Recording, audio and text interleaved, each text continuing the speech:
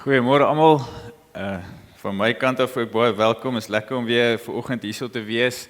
Soos julle weet, deesdae preek ek maar min hier in die oggende. Ek preek meestal op by Behoort en in die aande hierso, so dis lekker om ek weer bietjie by oggenddiens hierso te preek.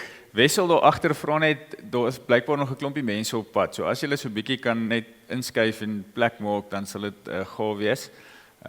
Die mense, dit lyk vol as hulle inkom, hier is eintlik nog redelik plek.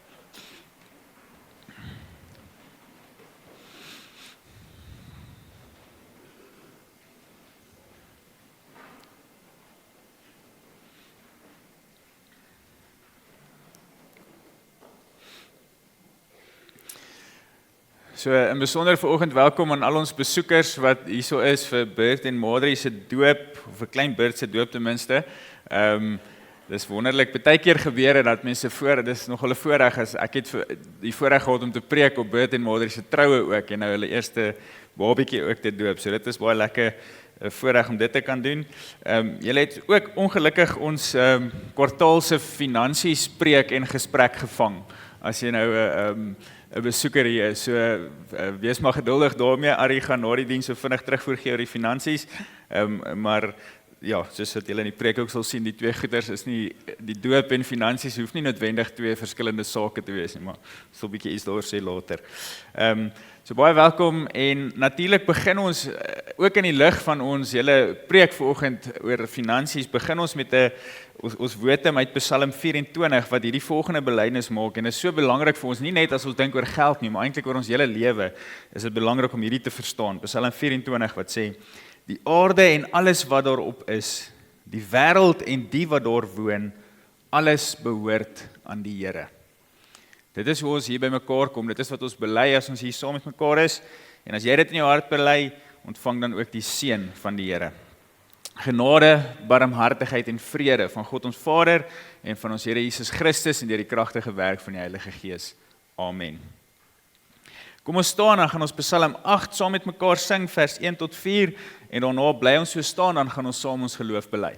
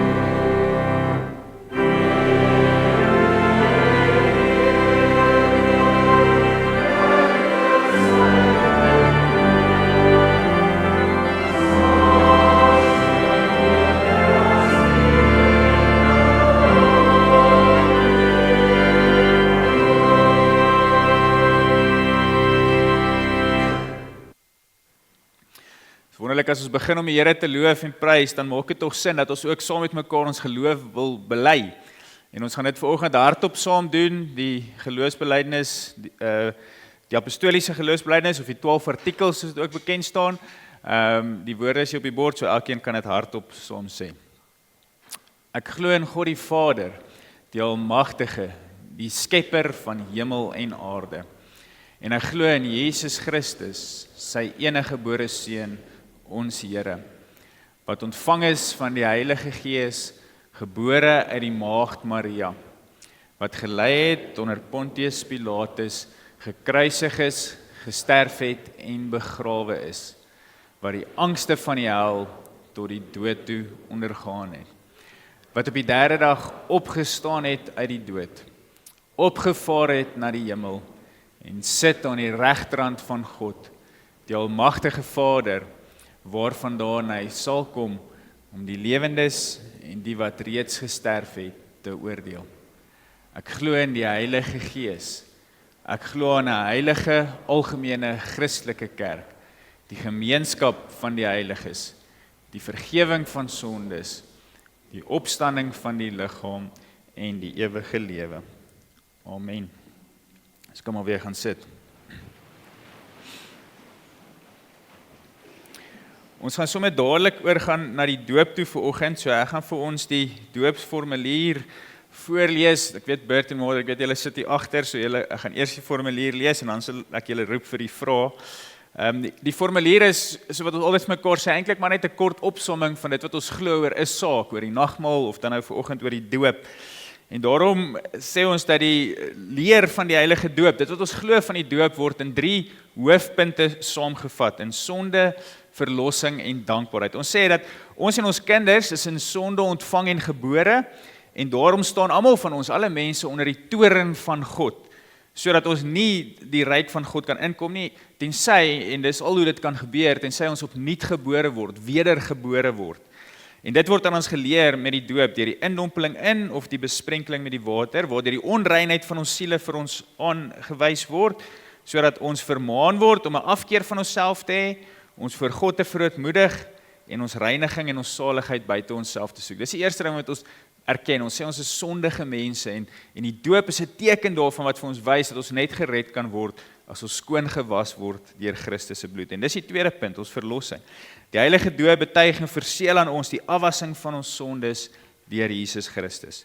As ons in die naam van God die Vader, daarom word ons gedoop in die naam van God die Vader, God die Seun en God die Heilige Gees. So as ons in die naam van God die Vader gedoop word, dan betuig en verseël die Vader aan ons dat hy 'n genade, 'n ewige genadeverbond met ons oprig. Dat hy ons tot sy kinders en erfgename aanneem, en daarom wil hy ons met alle goeie dinge versorg en alle kwaad van ons afweer of dit tot ons beswil beskik. Die Here, God die Vader, sluit 'n verbond met ons. Tweede, as ons in die naam van die Seun gedoop word, verseël die Seun aan ons dat hy ons in sy bloed so van al ons sondes was, waarmee ons in sy dood en opstanding inlyf, dat ons van ons sondes bevry en voor God regverdig gereken word. En net soos ons in die naam van die Heilige Gees gedoop word, dan verseker die Heilige Gees ons deur hierdie heilige sakrament dat hy in ons wil woon en ons tot lidmate van Christus wil heilig. En dan word dit so mooi gesê, deur ons tot ons eiendom te maak wat ons reeds in Christus het. En die Heilige Gees werk in ons harte sodat dit wat Jesus vir ons gedoen het, ons eie uiteindelik kan word as ons dan in ware geloof reageer daarop. En die derde deel is dankbaarheid, omdat ons sê alle verbonde, alle ooreenkomste bestaan uit 2 dele, is God wat na ons toe kom en sê hy wil ons God wees en hy sê ons moet sy volk wees. Daarom word ons ook deur die doop vermaan en verplig tot 'n nuwe gehoorsaamheid. Ons moet in geloof reageer op hierdie verbond van God. Ons moet naamlik hierdie enige God, Vader, Seun en Heilige Gees aanhang, vertrou en lief hê met ons hele hart, met ons hele siel, met ons hele verstand en met al ons kragte. En ons moet die wêreld afsien, ons ou natuur doodmaak en 'n godvrugtige lewe lei. En as ons soms in swakheid en sonde val, moet ons nie aan die genade van God twyfel of in ons sonde bly lê nie. Die doop is immers 'n seël en ontwyfelbare getuienis dat ons 'n ewige verbond met God het.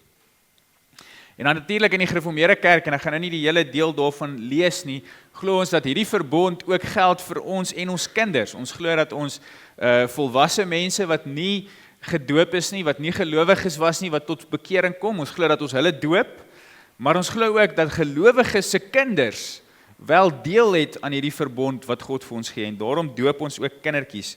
En ons glo dit omdat onder andere 'n klomp gedeeltes, maar onder andere daar waar Petrus sê in Handelinge, want die belofte kom julle toe en julle kinders en almal wat daar ver is, die wat ons Here God na hom toe sal roep. So in die Ou Testament was die teken van die verbond natuurlik die besnydenis gewees, en ons glo dat daardie teken uitgedien geraak het en dat ons Here Jesus dit vervul het en dat daar nou 'n nuwe teken is wat die teken van die doop is wat vir ons gegee word namens hierdie wat vir ons gegee word om hierdie verbond dan te beseël. So dit is in kort ons verstaan van die doop, maar uiteraard sê ons dat dit begin en dit eindig by God. En daarom kan ons dit nie alleen doen nie. Daarom kan ons nie ons eie krag doen nie. So terwyl ons net so sit, kom ons bid saam en ons vra vir die Here vir sy leiding. Almagtige Vader, wat 'n wonderlike voorreg dat ons vanoggend weer die voorreg het om te sien hoe die verbond, die ooreenkoms wat U met ons maak, hierdie beloftes, hoe dat dit deur hierdie teken van die bond hoe dit deur hierdie teken van die doop weer vanoggend aan ons bedien word en verseël word. Dankie dat ons dit mag sien, dat ons mag sien hoe hierdie water, soos wat dit ons skoon was, dat ons kan herinner aan Jesus se bloed wat ons skoon was. Dankie dat ons kan herinner word aan die feit dat U, Here Jesus, vir ons gesterf het aan die kruis, dat U opgestaan het en dat ons weer ook vanoggend mag hoor dat die Heilige Gees in ons harte werk om daardie beloftes ons eie te maak. Here, ons loof en prys U ook dat hierdie teken nie net vir individue is nie, maar dat dit ook in 'n gemeenskap gebeur, dat dit ook binne in 'n groter gemeenskap en binne in generasies gebeur. En daarom is dit wonderlik dat ons hierdie teken ook vir 'n klein babietjie kan gee, vir 'n klein Bert. Ons weet, hy is nog te klein, hy verstaan nog nie wat hier aangaan nie, maar daarom bid ons, Here, dat U deur Bert en Madri en ook deur ons as gemeente wat saam verantwoordelikheid vat vir ons kinders, dat ons hom so sal oplei en opvoed en groot maak dat hy uiteindelik U leer ken en lief word vir U. En mag hierdie beloftes ook in sy hart uiteindelik die grond vat en deur die Heilige Gees so groei dat klein Bert uiteindelik tot ware geloof in U sal kom. Dankie Here dat ons ook kan weet dat ons nie hierdie alleen doen nie. Dit is wonderlik vir ons as ouers en besonder vanoggend vir Bert en Madri om te besef dat hier 'n hele gemeenskap van gelowiges is wat saam getuies is van hierdie dag en wat saam verantwoordelikheid vat vir die opvoed van hulle kinders. En mag dit ook so wees. Mag hulle regtig hulle kinders leer en laat leer om vir U lief te word uiteindelik. Seën ook dit wat ons nou gaan beleef en ons bid dit in Jesus Christus se naam alleen. Amen. Bert en Madri, ek gaan vra dat julle dan nou sal vorentoe kom om op die vrae te antwoord.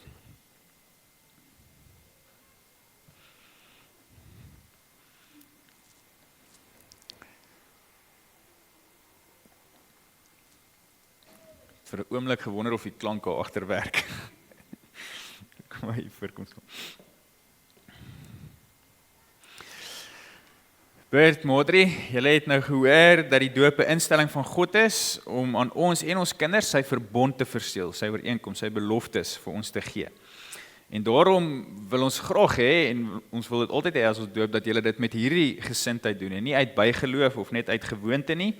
En sodat ons kan weet dat dit julle gesindheid is, gaan ons nou vir julle 'n paar vrae vra waarop julle asseblief opreg moet antwoord. Den eerste, hoewel ons en ons kinders in sonde ontvang en gebore en daarom aan allerlei ellende, ja aan die verdoemenis self onderworpe is, bely julle nogtans dat hulle in Christus geheilig is of hy in Christus geheilig is en daarom as 'n lidmaat van hierdie gemeente behoort gedoop te wees. Ten tweede, bely julle dat die leer wat in die Ou en die Nuwe Testament en in die artikels van die Christelike geloof vervat is en in die Christelike kerk hier geleer word, bely julle dat dit die ware en die volkomme leer van die saligheid is. En ten derde, beloof julle en is dit julle voorneme om vir klein Bert, wanneer hy dit kan verstaan, in die genoemde leer na die beste van julle vermoë te onderrig en te laat onderrig. Wat is hier op julle antwoord? Dan kan klein Bert ook maar inkom.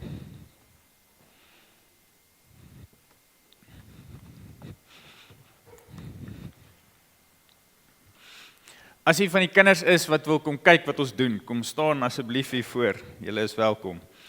Hier voor die te kom staan. So vir julle. As julle van bo wil hardloop, is julle ook welkom, ons sal vir julle wag.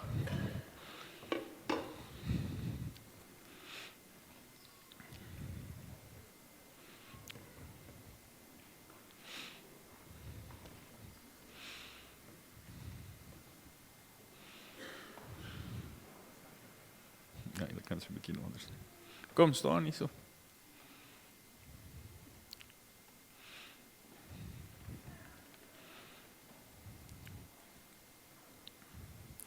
Wie van julle weet wat is hier binne? Wat is dit? Water. Wat doen mens met dit? Met water. Jy drink dit? Jy gaan nie, hier is 'n bietjie warm, mens drink nie warm. Wat doen jy met warm water? Wat doen jy daarmee?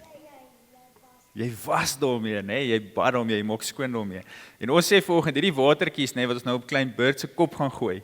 Ons sê die Here wys vir ons daarmee dat soos wat die water jou skoon was, so was Jesus se bloed ons skoon, hè? Jesus wat aan die kruis vir ons gesterf het. Ons is sondig, ons is vuil want ons doen verkeerde dinge en ons leef nie altyd soos wat die Here wil hê ons moet leef nie.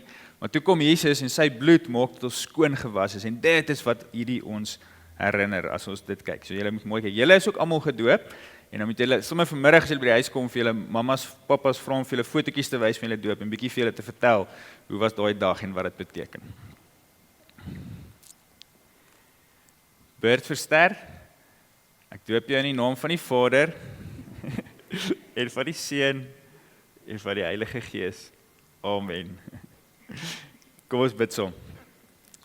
Almagtige Vader, wat 'n wonderlike voorreg dat ons hierdie teken kan sien van u verbond. Wat 'n wonderlike voorreg dat klein Bert dit ook kan ontvang. Ons weet hy het reeds u beloftes ontvang. Ons weet hy is reeds deel van u huisgesin, maar dankie dat ons dit nou hierdie teken daarvan kan beleef en kan sien.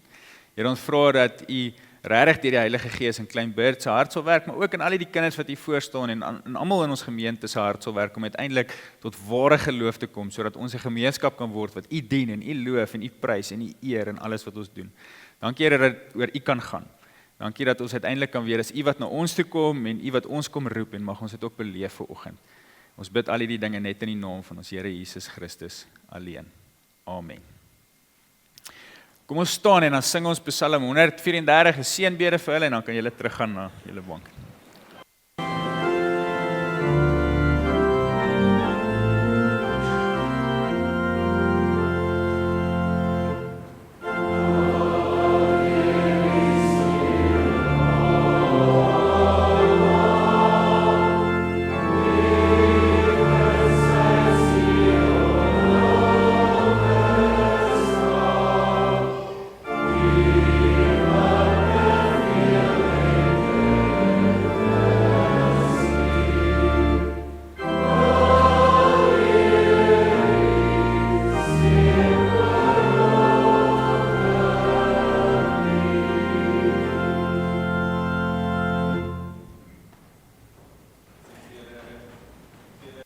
Hier is 'n beertjie vir klein Bert wat gebrei is deur die beertjie tannies in ons kerk en 'n Bybel om hom ook in die woord van die Here groot te maak. So baie geluk en baie sterkte ook vir julle pad.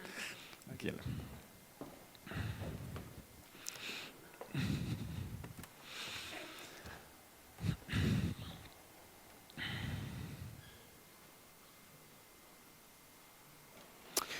Ons gaan nou weer staan en dan gaan ons lied 292 saam met mekaar sing en terwyl ons dit doen, dan kan die kleuters uitgaan vir die kleuterbegeleiding.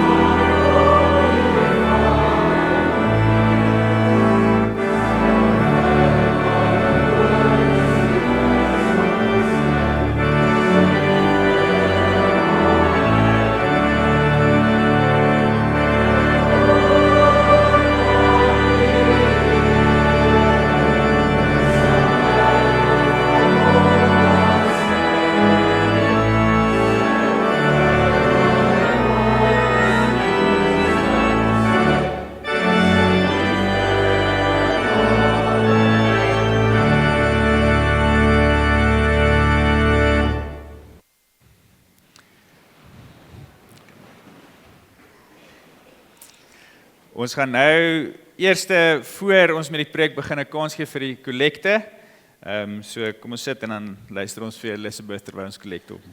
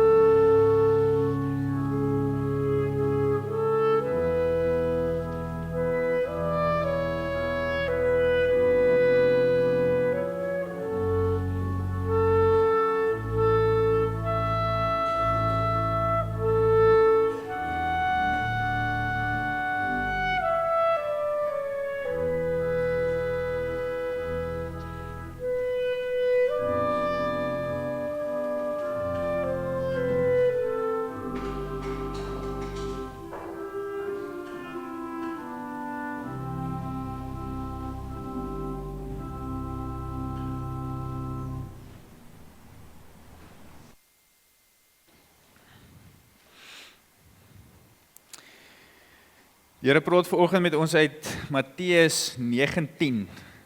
Matteus 19 vanaf vers 16 en ek gaan lees tot so vers 26. Matteus 19 vers 16 tot 26. Ek gaan uit die 83 vertaling uitlees, maar julle is welkom om in enige vertaling saam te volg.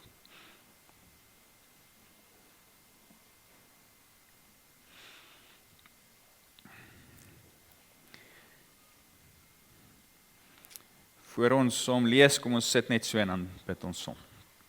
Almagtige Vader, wat 'n voorreg dat ons weer by mekaar kan kom vanoggend as gemeente om U te loof, U te prys, wat 'n voorreg dat ons 'n doop mag beleef, wat 'n voorreg dat ons saam met mekaar kan bely dat alles wat ons het behoort aan U, alles in die hele wêreld, alles in die heelal behoort aan U en alle lof en eer en heerlikheid kom U toe.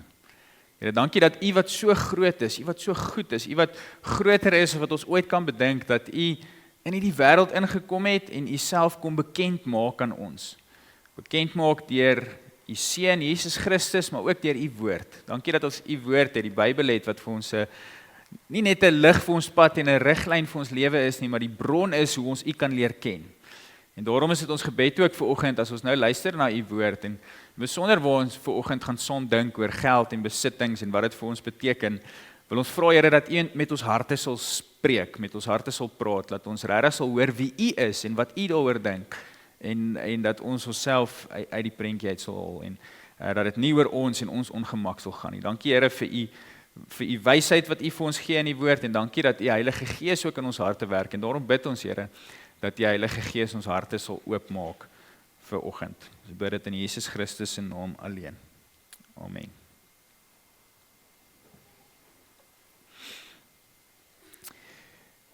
Matteus 19 vanaf vers 16.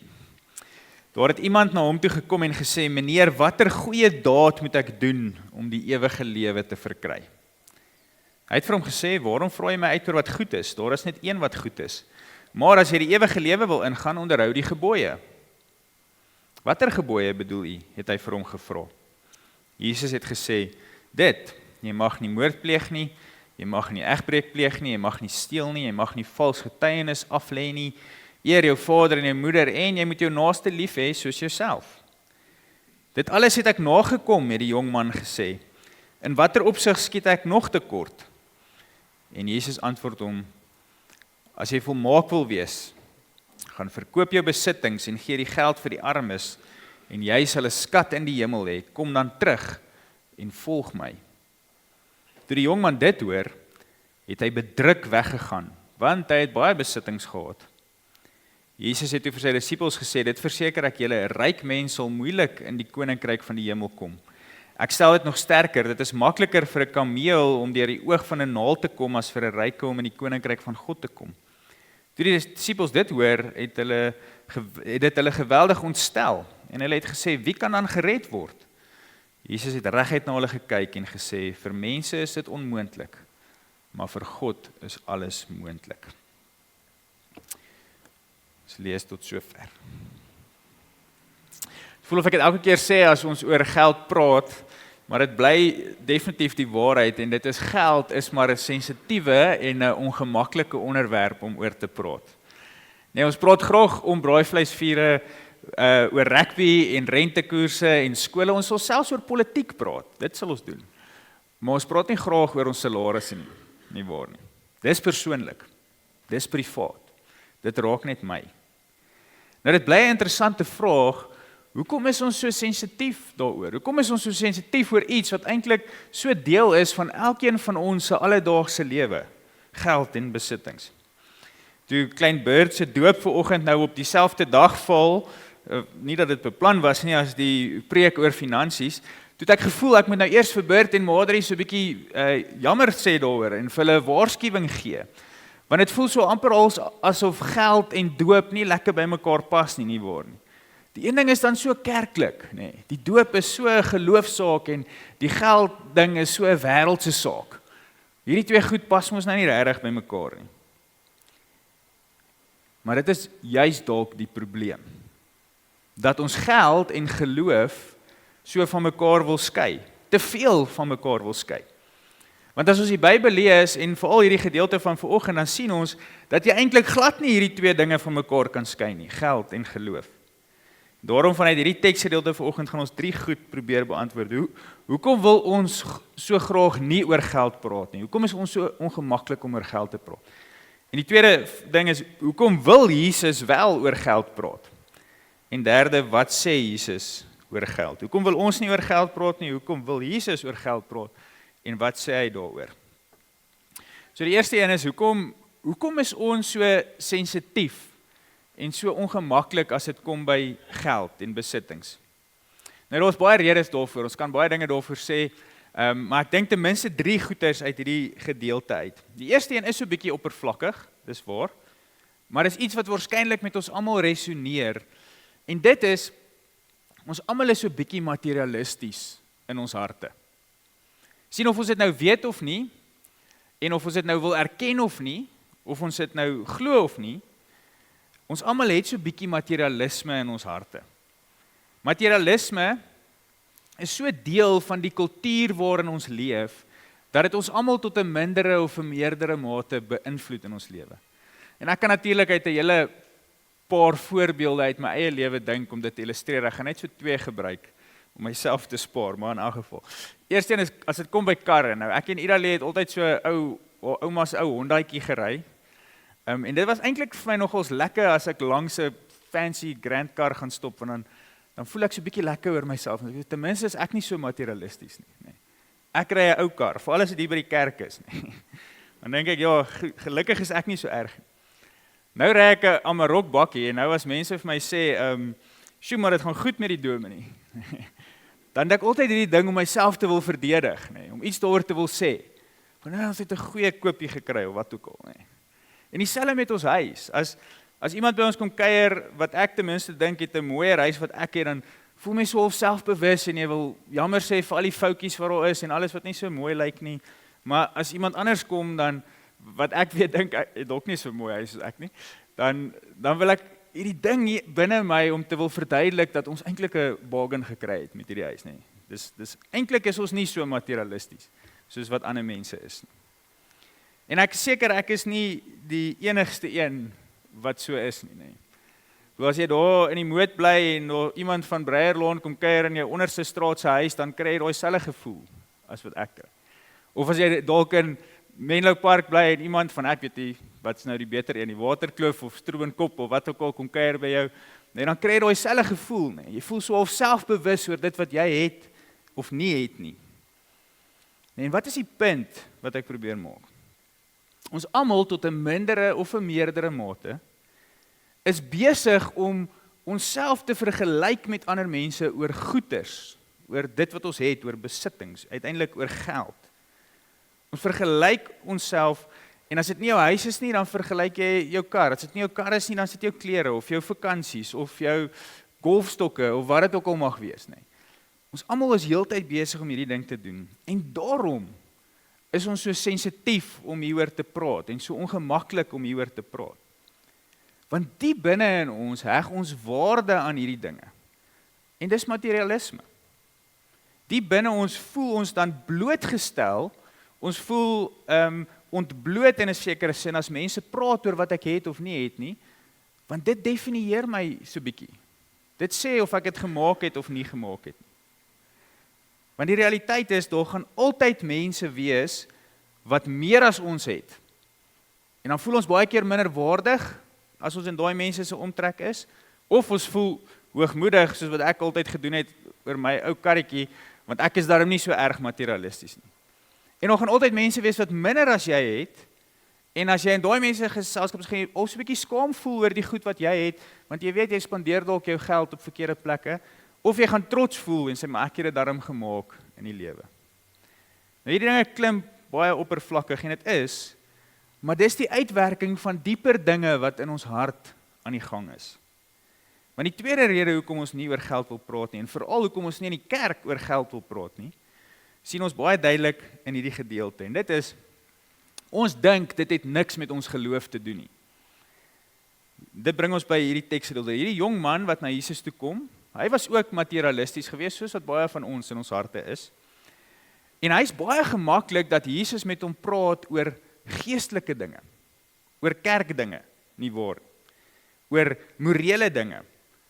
Let mooi daarop, toe ons hierdie gelees het, hierdie jong man, hy was nie aanvallend of hartseer of kwaad gewees, toe Jesus vir hom sê, maar jy moet al die gebooie nakom om gered te word nie.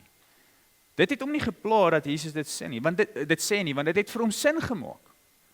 'n Rabbi is immers daar om oor geestelike dinge te praat. Dis wat 'n leermeester se werk was, om oor hierdie geestelike dinge te praat. Maar toe Jesus vir hom sê, gaan en verkoop al jou goed, toe verander die situasie.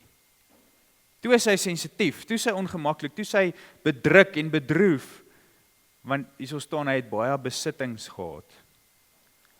En is dit nie maar hoe ons baie keer dink oor geloof nie?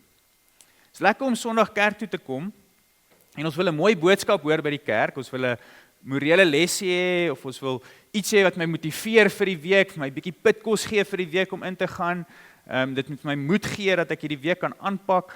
Ons is selfs bereid om te luister as die dominee so bietjie met my raas oor my sonde, want dit is mos eintlik wat 'n dominee moet doen. Hy moet my aanspreek oor die dinge wat ek verkeerd doen, maar moet asseblief net nie met my geld praat nie. Moenie met my praat oor wat in my finansies aangaan nie. Dit het niks met my geloof te doen nie. Kerk is vir my siel en my finansiële adviseur is vir my banksake. Ons praat nie by die kerk oor geld nie. Baie van ons dink so oor geld. Maar dit verklap eintlik maar net die derde rede hoekom ons nie graag oor geld wil praat nie. En hoekom ons so sensitief is hieroor. En dit is, vir baie van ons, het geld en besittings 'n afgod geword in ons lewe. En dit is presies wat Jesus vir hierdie jong man uitwys. Hy wys vir hom dat afgodery het nie net te doen met 'n klomp godsdienstige dinge nie. Dis nie net beeltjies wat jy aanbid of reëls wat jy oortree en dis afgoderry nie. 'n Afgod is uiteindelik enigiets wat jy bo God plaas, wat belangriker as God word, wat vir jou in hierdie lewe waar ons leef, sekuriteit gee, wat vir jou belangriker as God is, wat vir jou betekenis gee, wat vir jou status gee, wat vir jou gemak gee, wat vir jou vervulling gee, enigiets wat jy in die plek plaas van God, wat eintlik vir jou daardie goed moet gee, en dit word 'n afgod. En vriende, is dit nie maar presies wat ons baie keer met geld en besittings doen nie. Geld, rykdom, besittings, dit word vir ons sekuriteit in hierdie lewe. Sien, as ek genoeg spaargeld het, dan weet ek ten minste dat ek goed kan aftree en as daar 'n krisis in my lewe kom, dan gaan ek dit kan hanteer want ek het genoeg spaargeld. Dit word my sekuriteit. Dit definieer ons baie keer. Ons kyk na mense met meer as ons en ons voel minder waardig, of ons kyk maar mense met minder as ons en ons voel goed want ons het dit gemaak in die lewe, ons is so bietjie beter as wat hulle is en my rykdom en my besittings definieer wie ek is. En daarom sê Paulus dit eintlik vir ons so direk daar in Kolossense 3 vers 5. Hy sê, daarom moet julle die aardse dinge doodmaak wat nog deel van julle lewe is. Onsedelikheid, onreinheid, welis, slegte begeertes, en dan sê hy gierigheid, en hoor wat sê hy, gierigheid, wat afgoderry is.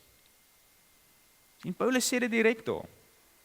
Die diepste rede hoekom dit vir ons ongemaklik en sensitief is om oor geld te praat, is want as iemand aan my afgode in my lewe begin torring, dan raak ek krapperig, dan raak ek verdedigend, dan raak ek selfs kwaad, want daardie is die dinge wat vir my betekenis en waarde en sekuriteit in my lewe gee.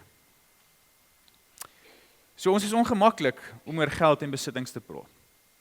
Want ons almal is bietjie materialisties, ons dink baie keer dit het niks met ons geloof te doen nie, en uiteindelik maak ons 'n afgod daarvan. En dis hoekom dit vir ons so moeilik is. Maar nou is die vraag, hoekom wil Jesus so graag oor geld praat? Want as ons eerlik die evangelies gaan lees, ons lees baie keer dit mis, maar as jy eerlik die evangelies gaan lees, gaan jy sien, Jesus praat nogal baie keer oor geld. 'n Groot deel daarvan. Hoekom? Wel, hier is die ironie. Jesus wil oor geld praat, oor presies dieselfde redes waarom ons nie oor geld wil praat nie. Jesus wil juist die sensitiewe knoppies in ons lewe kom druk, nie omdat dit vir hom lekker is om dit te doen, of omdat dit ons kom irriteer nie, maar omdat hy besef hoe diep geld en besittings ons affekteer in ons lewe elke dag. Heel aan die begin van hierdie teksgedeelte, dan vra hy die jongman in vers 16 die volgende, hy sê, meneer, watter goeie daad moet ek doen om die ewige lewe te verkry? Sien, is duidelik dat hierdie man na Jesus toe kom met 'n geloofsvraag. Ek bedoel, daai is 'n baie diep geloofsvraag wat hy vir Jesus vra.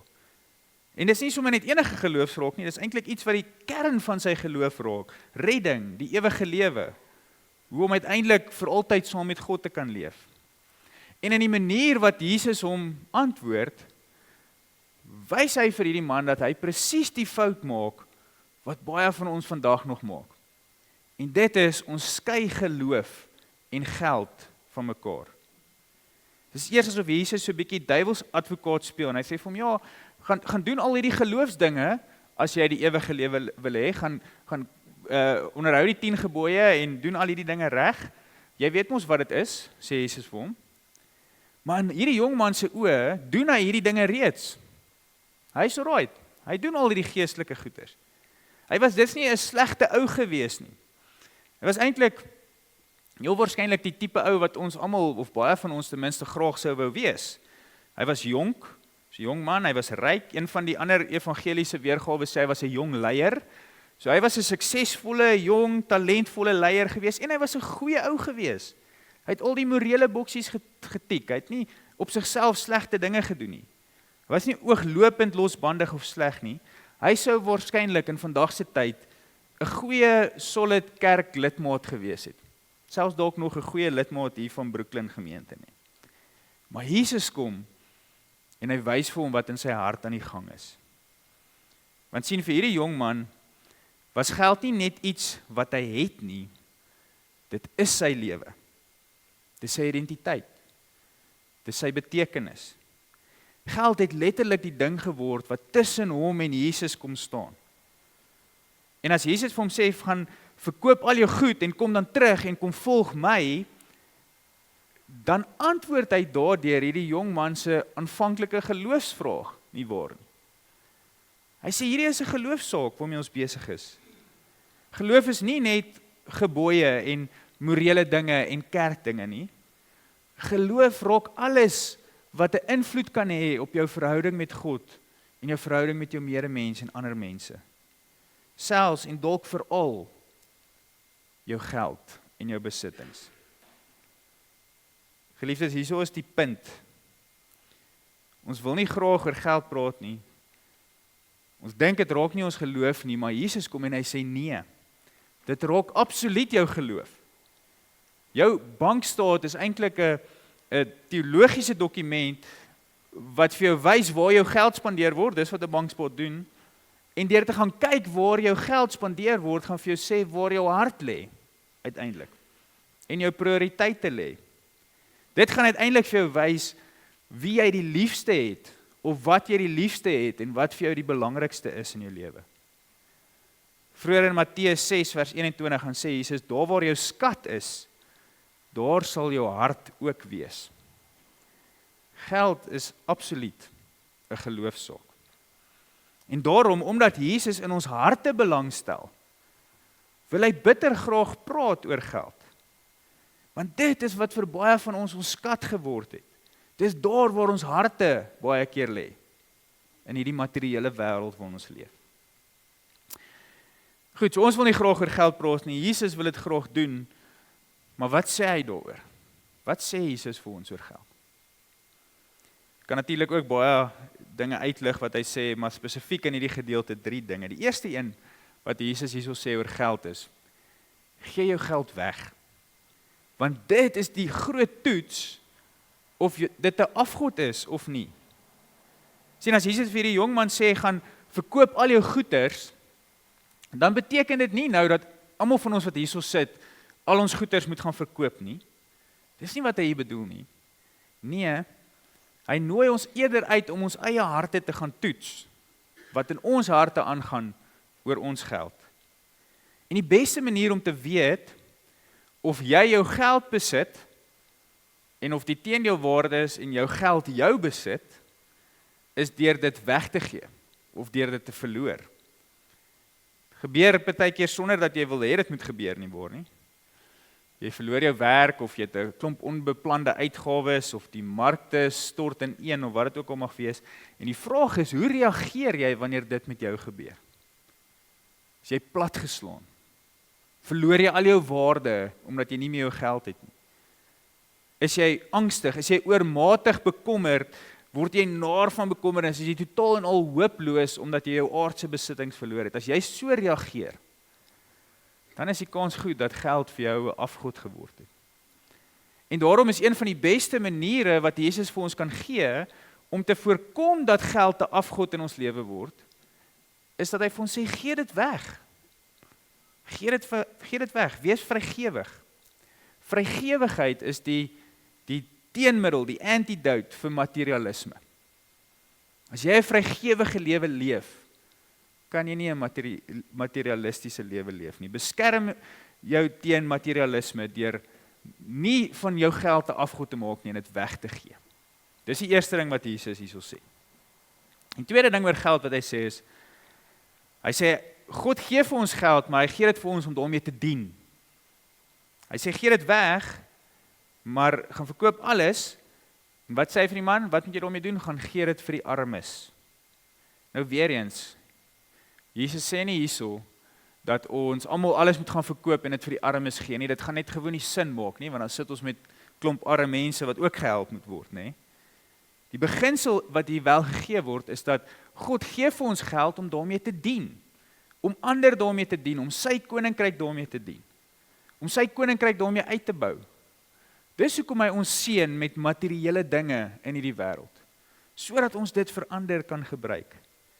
Natuurlik behels dit ook dat jy na jou eie behoeftes moet omsien, sodat jy nie 'n las raak vir ander nie, dit is waar. Ons mag nie net alles weggee nie, maar saam met dit moet ons omsien na ander mense se behoeftes, met die geld wat die Here vir ons gee. Die derde ding wat Jesus sê oor geld, kom so 'n bietjie by die kern van die probleem uit, en dit is, geld kan nooit vir jou gee, wat jy die meeste nodig het nie.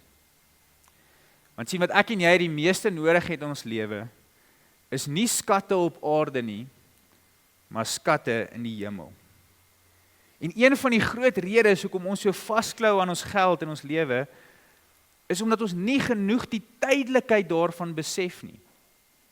Baie van ons leef onder die illusie, dat my geld, my skat hier op aarde, dat dit vir my sekuriteit kan gee.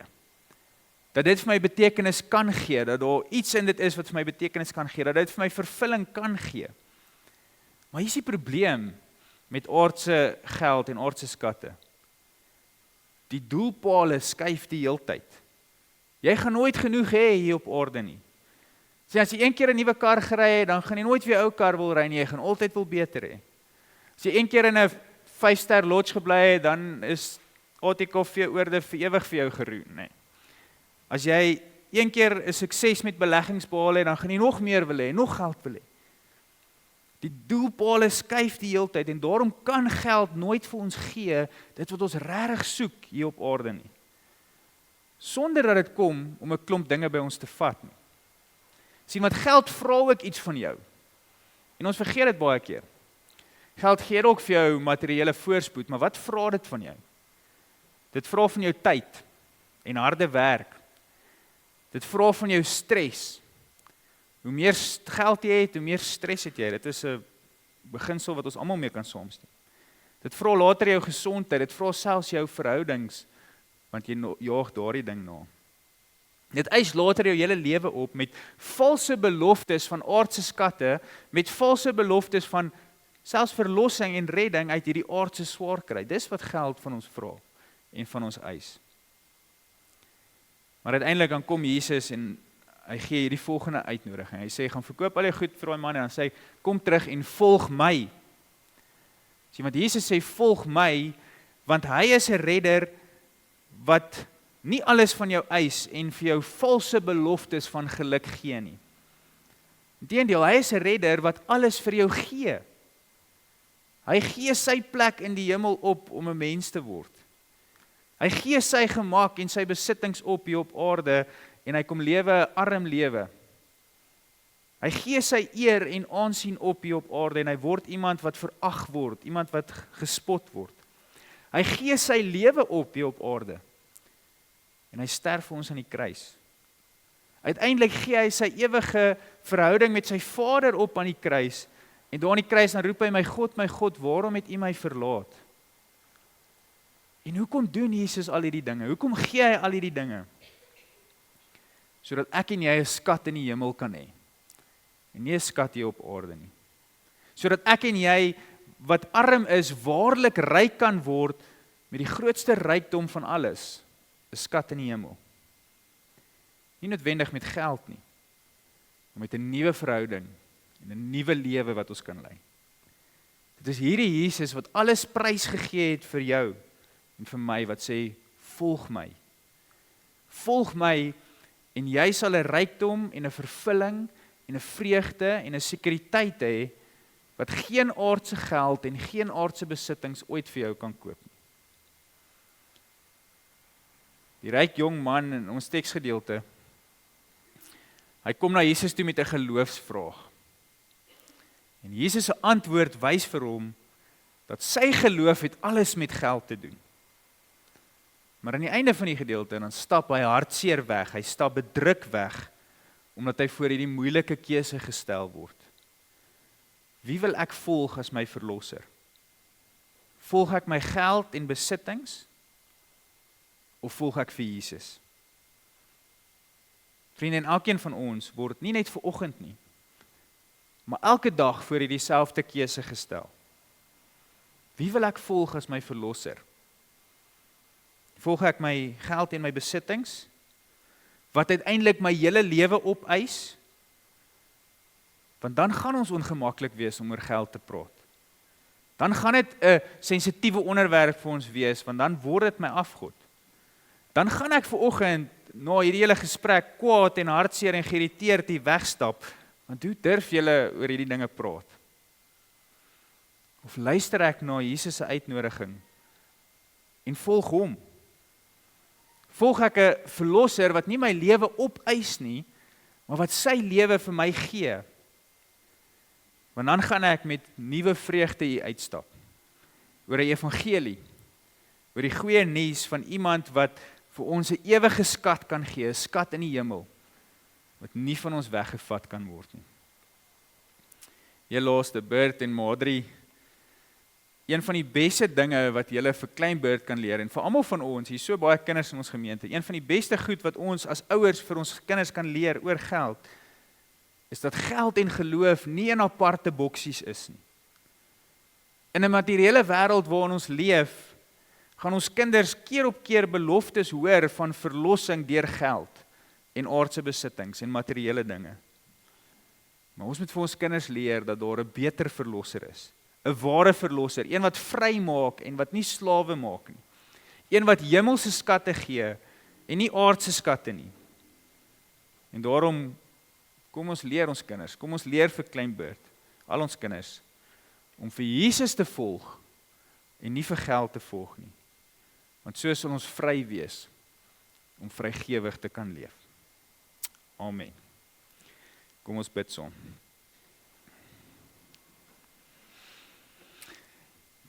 Here, ons groot gebed vanoggend is dat U in elkeen van ons harte sal inkom vanoggend.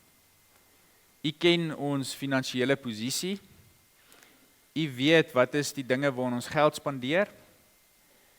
Here, mag dit so wees dat ons nie van geld 'n afgod en 'n verlosser maak nie.